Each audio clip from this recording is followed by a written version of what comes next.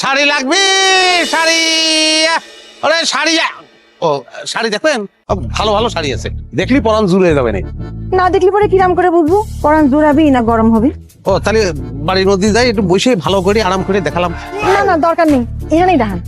এখানে দেখাবো, এই মাটির মধ্যে লাগবে তো। এই যে ফেরা ভাই, কি সমস্যা হয়েছে কত দেখি? আমার কি সমস্যা হবে? আমার তো গত রাতে একটু সমস্যা হয়েছিল, গ্যাস্ট্রিকের ব্যথা উঠেছিল, পরে ওই গরম পানির মধ্যে আদা সেইতে মারি দিছি, সঙ্গে সঙ্গে ওকে। সমস্যা তো আপনার পেটে হয় নাই, সমস্যা হচ্ছে আপনার কানে। কানে সমস্যা হয়েছে, কি করতেন না তো? হয়েছে, আমি আপনাকে কতক্ষণ ধরে ডাকতেছি আর আপনি শুনতেছেন না কিসের জন্য?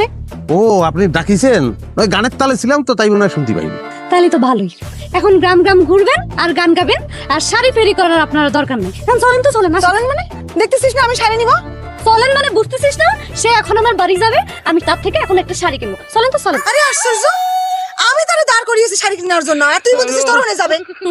হাসাইলি রে হাসাইলি, তুই কিনবি শাড়ি, এটা আমার বিশ্বাস করতে হইব? সি সি সি, আপনি খাড়া আছেন কিসের জন্য? আপনার গুছি না বলেন তো। এই লাইলি, গাট্টি স্যার তার কথা মতো আমার গাট্টি সারতে হবে। হ্যাঁ আপনি চলেন, আসেন আসেন। খবরদার, গাট্টি স্যার ঠিক আছে, গাট্টি স্যার। আরে কি শুরু করেছেন? গাত্রি তো ফিরে যাবে না। এই আপনি কোনো কথা কবেন না, আপনি আমার সাথে এখন আমার বাড়িতে চলবেন। চলেন, আসেন আসেন। লাইলি, মানুষটার গাট্টি স্যার কয়ে দিচ্ছি। এমন ভাবে মানুষটা কইতিছে মনে হয় ওনার স্বামী। আমার স্বামী, তোর কোনো সমস্যা? এরপর আর কোনো কথা বলে না, ছেড়ে দেন ভাই।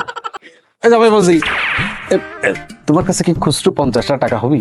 না খুচরো 50 টাকা নেই, 100 টাকার একটা নোট আছে। ও দাও, এই ভাঙা নেবো আমি, কষ্ট করে ভাঙা নেবো। আপনার কোনো কষ্ট করার দরকার নেই, আব্বা কি লাগবে আমার বলেন, আমি নিয়ে আসবো। তুমি আমার সাথে প্যাস বেড়ে কথা বলছো ওটা? আমি প্যাস মেরে কথা করছি, আপনি সবসময় মনের মধ্যে প্যাস নিয়ে বসে থাকেন, আপনি হচ্ছেন প্যাসের মাস্টার। আমি আর কোনো কথা কথি। এই থামো, কোনে যাচ্ছ? হ্যাঁ, তোমাকে কয়েছি যে এই ব্যবসা বাদ দিয়ে তুই নতুন কোনো ব্যবসার চিন্তা ভাবনা করে, ব্যবসা তোমাকে আমি করতে দিব না। কলি গেল, এই ব্যবসা বাদ দিয়ে নতুন ব্যবসা করবো, আমি তো এই ব্যবসা ছাড়া আর কিছু শিখিনি। যেটা নতুন করে শুরু করবা সেটাও 2 দিন পরে শিখে যাবা, সমস্যা তো কিছু নেই। হ্যাঁ ঠিক কথাই তো কয়েছে। আপনি ফোন কাটবেন না, মাঝখান থেকে ফোন কিসের জন্য কাটতেছেন আপনি? আমি এই ব্যবসা বন্ধ করে দিলে আমি এই যে গ্রামের নানান জনের কাছে যে বাকি মেলা টাকা আমি পাই, সেটা আমি উঠাতে পারবো। আচ্ছা আমি কথা দিচ্ছি আমি বাকি টাকাগুলো উঠে নেই, তারপর ব্যবসা বন্ধ করে দেবো। সেটা তো কোনো বড় সমস্যা না। হ্যাঁ, তুমি কার কার কাছে টাকা পাও সেটা আমার কাছে কও, আমি নিজে থাইকে তোমাকে উদ্ধার করে দিব।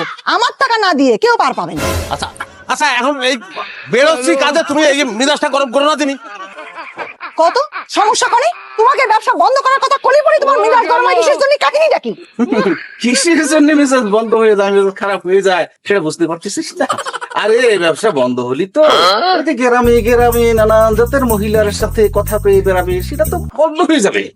এই আপনি আগুনের মধ্যে কেরাস্তাল ঢালতেছেন না? হ্যাঁ, আপনি কি শ্বশুরের জাতের মধ্যে করেন?